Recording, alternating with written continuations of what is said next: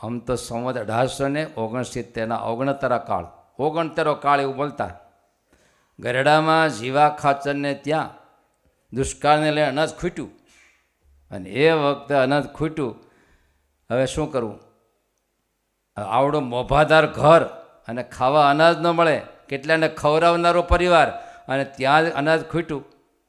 અમૂલાબાઈ મહારાજને કીધું, અને જીવા ખાચર પછી મોભાદાર વ્યક્તિ હતા, સમાજમાં શું કરવું? એટલે મરવા તૈયાર થયા. અને એ વખતે અમૂલાબાઈએ મહારાજને આ વિપત્તિની બધી વાત કરીને પોતાના પિતાશ્રીનું આવી ઘટનાની વાત કરે છે. આવું વારે વારે મરવા તૈયાર થયા, મોઢું શું દેખાડવું એમ. એ વખતે મહારાજે વેળાવદરથી 80 મણ બાજરો મગાવ્યો અને એની કોઠીમાં નખાવ્યો મહારાજે.